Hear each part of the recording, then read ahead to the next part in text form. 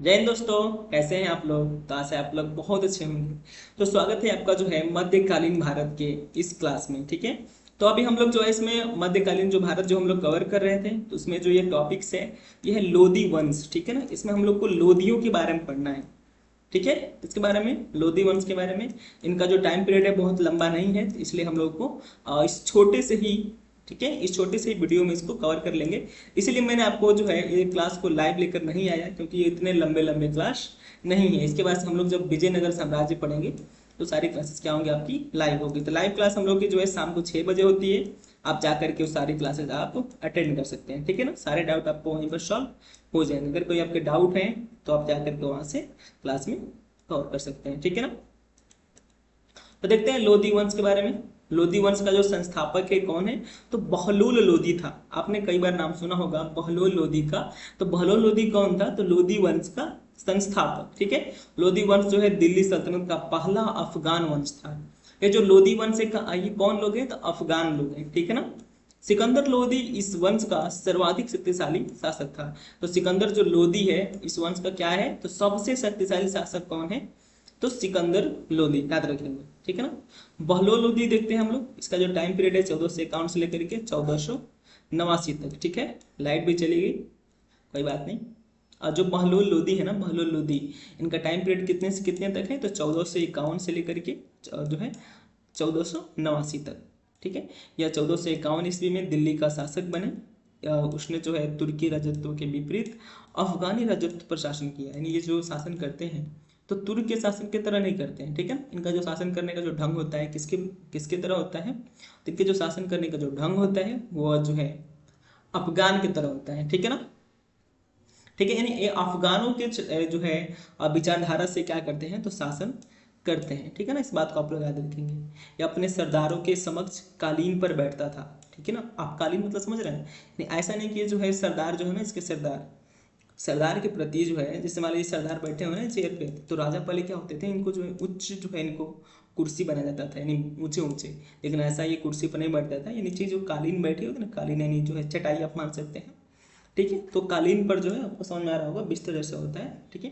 तो उस कालीन पर ही जो है घुटनों के बल बैठ करके अपना निर्णय सुनाता था। ठीक है।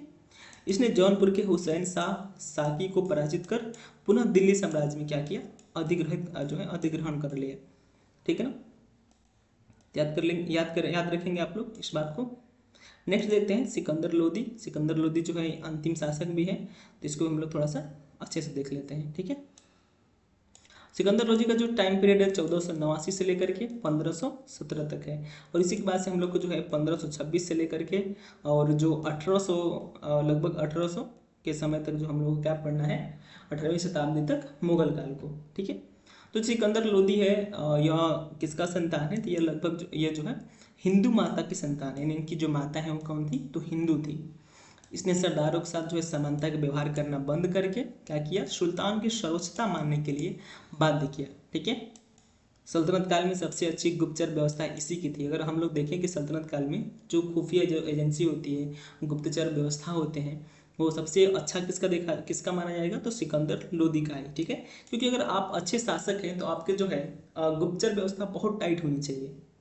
इसने 1504 में आगरा नगर को बसाया। ठीक है। और वहाँ बालगढ़ किले का निर्माण करवाया तथा आगरा को सल्तनत की राजधानी बनाया। ठीक है। इस बात को याद रखेंगे कि जो बालगढ़ किला है ये किसने बनवाया है?